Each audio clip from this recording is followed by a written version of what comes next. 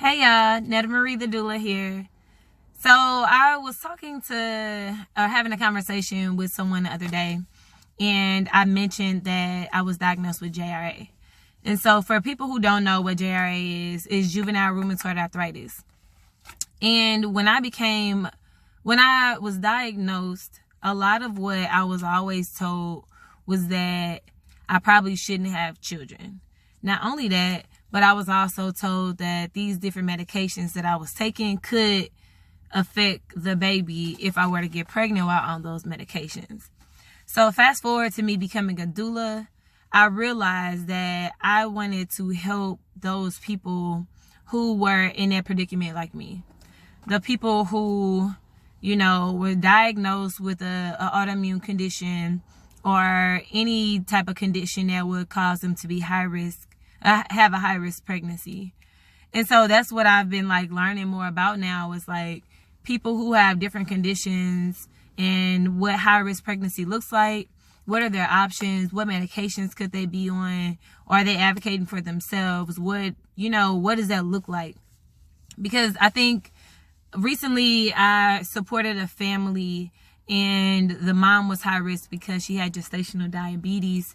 And I think that is, she wasn't diagnosed until the end of her pregnancy, the very, very end, maybe 2 days before she was delivering. And so her thought was that she was going to have a vaginal birth with no medication, anything like that. And then they end up telling her that her numbers were high and everything like that. So she had to end up being induced. And that was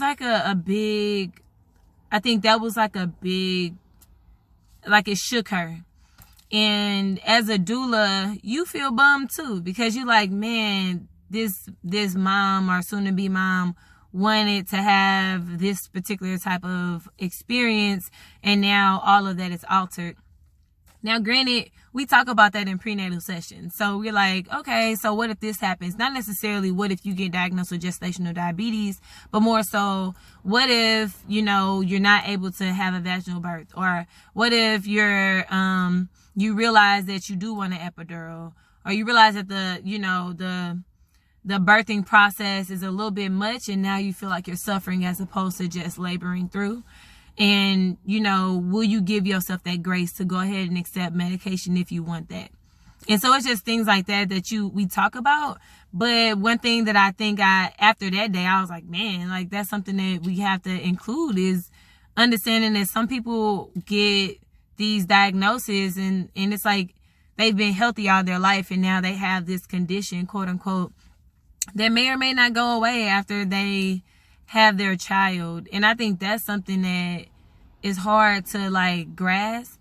So after that situation happened, and then also coupled with me being diagnosed with an autoimmune condition that makes me a high risk pregnancy if I were to have children, then that means that there's a group of people.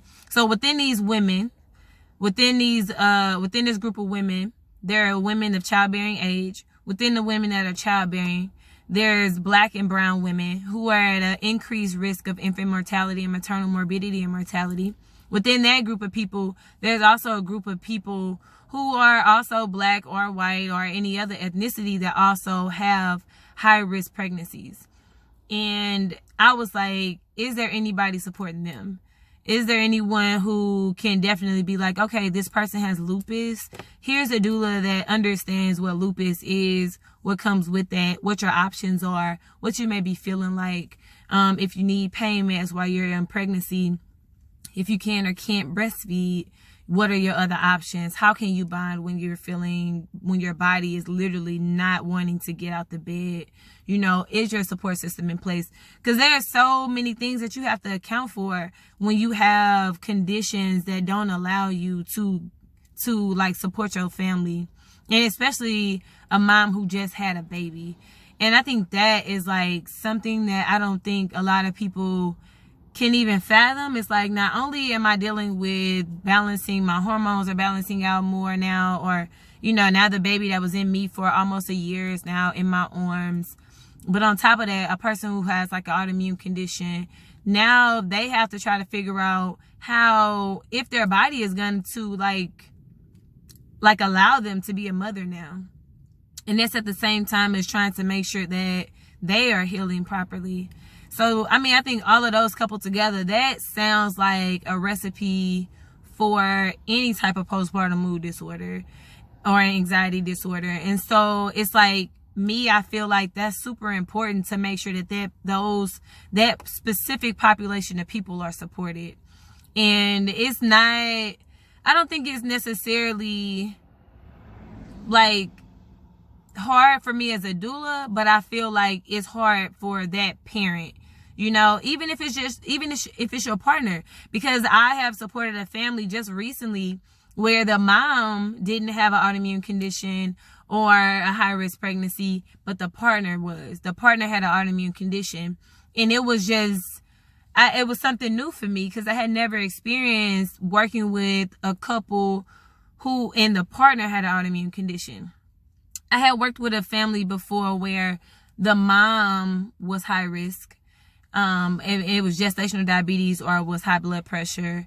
And so that was one thing, but that was my first time working with a partner who had an autoimmune condition, and the mom wanted a home birth. And at the same time, there was a little bit of situations happening to where it was complications, and the partner was just doing everything that they possibly could. And as a doula, you want to make sure that you are there for the partner, for the mom and for the partner and for whoever else is in the room, really, but definitely for that intimate unit that's bringing in this baby, introducing the baby into their world. And so I think that was something that I hadn't experienced. But when that partner was asking me questions about medications, and I knew it because I was raised having to figure out my life with living with an autoimmune condition. And I think that's just something that I didn't realize was going to be a benefit. You know, like I always seen me having JRA, juvenile rheumatoid arthritis, as like a burden, you know. And it wasn't until recently, like when I moved back home, like 4 years ago, that it was more so like, okay, it's time out for me looking at this as like a burden because that's not helping me. So let me figure out how I can help other people. And so it's just realizing like, okay, I want to make sure that I support people who have high risk pregnancies and those people who have autoimmune conditions because they want to have kids too. And then also now seeing like you may have a partner who may have an autoimmune condition or who may have any type of debilitating condition that could challenge them in a way they see themselves as a parent. And that's mentally draining above anything. And I'll make another video just talking about all of that. But I think that's how I really found my specialty, I guess you can say. I don't know if doulas have specialties, but like I just really like pride myself in really supporting that group of people who have autoimmune conditions and who have high risk pregnancies, because it's scary, you know. Everyone doesn't necessarily understand what you're going through, and they try to, but sometimes it's always better to like not have to explain what's going on with you all the time, you know, or not having to have somebody slip up and forget, you know. And so I think that was something from that birth that I really realized. And then now, like, I even still talk to that person and I'm just like, hey, yeah, you know, I've taken this medicine, I've taken this medication. Have you tried this? Have you tried that? And then connecting them to groups and all this kind of things, because I think just as important as it is for the mom to be connected and supported is even more important, if not equally important, for their partner to be supported and connected, because they are a unit. And it takes both of them to raise that child. It takes a village to raise a child. And so as a doula, I'm here for both of you all. And so I just wanted to say that, like, that's definitely how I started being, how I started making sure that I was supporting people who are basically like kind of like shut off, you know what I mean? Because it's just like, okay, you're high risk, and then that's it. It's like, no, what does that postpartum period look like for you?